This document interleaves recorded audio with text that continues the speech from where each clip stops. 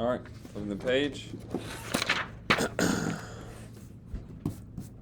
Follow the same exact steps here.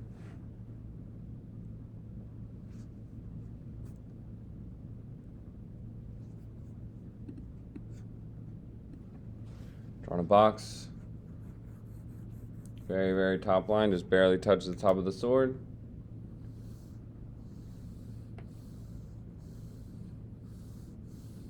It is important to try and draw these lines as straight up and down as you can.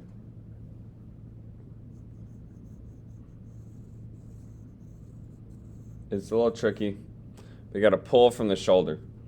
If I just draw a line with my hand on the ground here, or hand on the table, I never pick the hand up. It's always going to be curved like that. So you need to lock the wrist, lock the fingers, pull from the shoulder. That's going to help you out. Some straighter lines. Splitting the top line in half. Tick mark. Tick mark. Where do we think halfway is? Looks to me like it's right around here. Measure. Measure. Just double checking. That looks halfway to me. Copy. Paste. Boom. Connected to. It's really weird, man, but there's an important moment. It always seems to line up with this line. Look, the far left side of the head is perfectly in line. Perfectly halfway. And we're already all the way down to step 6. Looking at this vertical line here, I'm asking myself, where do I think halfway is? That to me looks like it's halfway. Let me double check before committing to the line. Yep, we got halfway right there. Now, this is a bit more of a challenging pose because it's asymmetrical, dynamic. We even have some foreshortening going on. See how the fists are 2 different sizes. I'm going to show you guys my interpretation of this. I'm going to set this up. Now, before I go to freehand my rectangle, let me see what the height is like compared to the width here. So here's the width. Turn it up, there's the height. And it's just a little bit above halfway. I'm going to keep that in mind for my rectangle that I'm going to freehand. So first step, I am basically just guesstimating over here, eyeballing it. And this rectangle is not skinny, it's also not wide and boxy, it's somewhere right in the middle.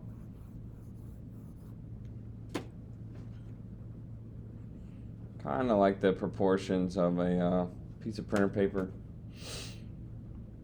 So let's see, that's about halfway there. Measure, measure, maybe a little lower is halfway. Measure, measure, there we go. It's going to be about halfway right there. And let's go with the height. So, a little bit too wide. See that? Width compared to the height. I'm ending up too far up above this. If I look at my reference, I'm just a little bit above this. So I'm close, but it's gonna make my rectangle a little bit skinnier. Let's check it now. Boom. That's a little more what I want right there. It seems like it's a slight, small difference, but trust me, it makes all the difference in the world if you are trying to really match the proportions going on over here. And you'll notice with the freehand rectangle, I might skip around these numbers a little bit here.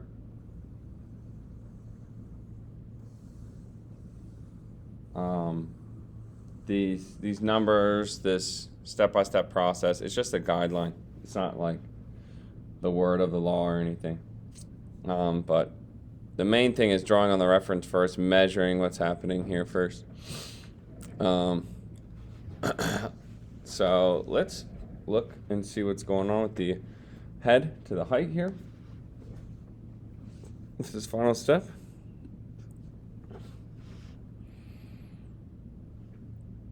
Capture the measurement of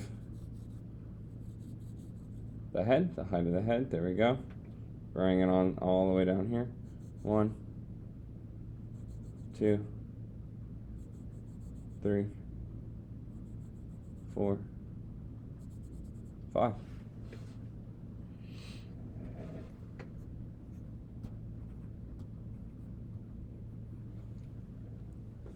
So this is a bit of a weird pose because the head is not at the very top. The sword is. But we can still see that the size of the head is going to go into the entire pose about 5 times. Draw the skeleton through the legs here.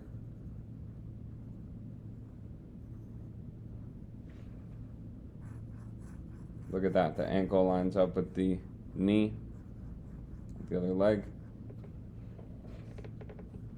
And this leg starts here. It's going to end over here. Starts there, ends there. Another trick I like to use is I will, once again, I'm holding my pencil, kind of the way I measure stuff. Put it in line with this angle, and then I'll draw a line like that. Once again, pulling from the shoulder. That can be another way to kind of help me match the angle of a diagonal. Let's see where this knee ends up at. Is that halfway? No, just a little bit above halfway. So staring at the bottom section here, where's halfway? That to me looks like that's about halfway. So I go a little bit above that. That's where the knee, circle that knee shows up at. Look at the thigh here. It starts wide, but then ends up narrow. Then we have the circular hip down below the halfway line.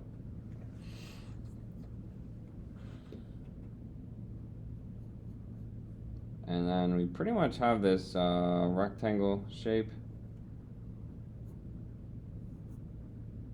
for the calf. And then it's just a couple little subtle curves going on towards the top and the bottom.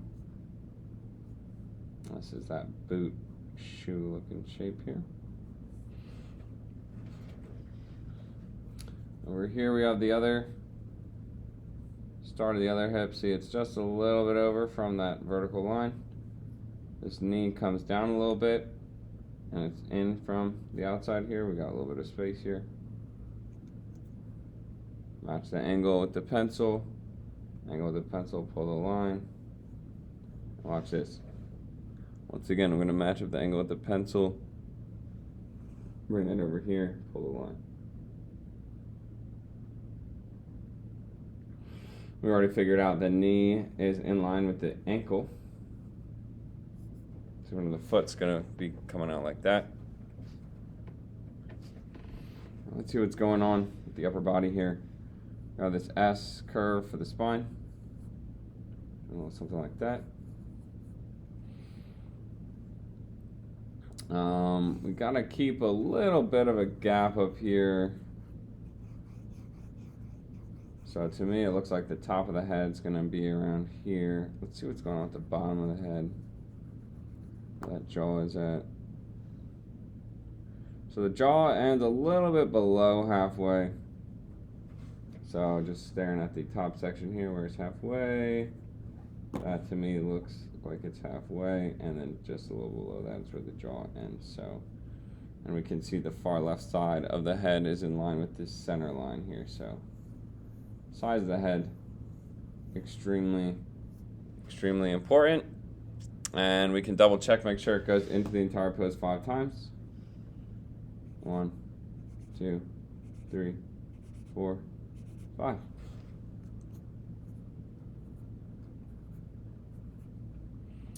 Anyway, This is halfway. Just up a little bit above from the jaw there. And then, taking a look at the top line here, I want to split it into fourths because there's just so much stuff going on with the upper body. I want to break this down a little bit further.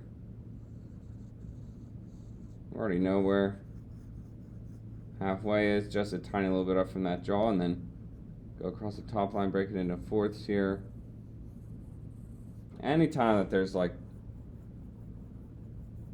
a lot of lines, a lot of weird angles, I'm gonna try my best to break it down a little bit more.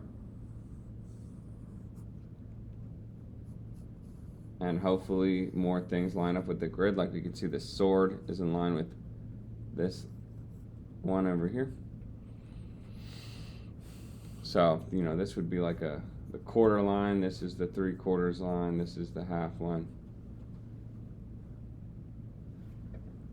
And the sword ends all the way up here, but it's still just a little to the left of the center line there, so. There's the sword shape. We have the major center line kind of splitting the fist in half.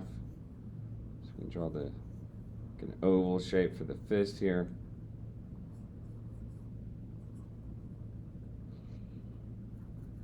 This arm is at an angle. Pretty big shoulder. And then the distance between this shoulder to the head is much, much wider than this distance. That's called foreshortening. We could even measure that here. See, there's the distance from the center of the head to the outside of the shoulder compared to the center of head outside of that shoulder. So, looks like it's about halfway through the head here. Just a tiny little line. And then boom, we already have a shoulder. And it's a lot smaller than the other one because look at all this negative space between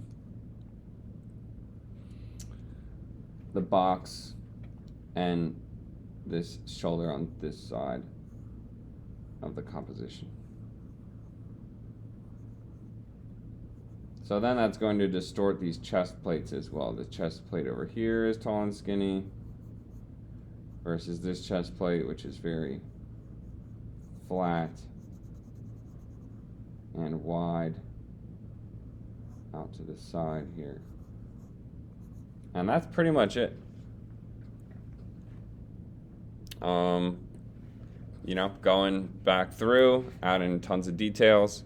As far as proportions go, that is the proportionate drawing of the robot dynamic pose.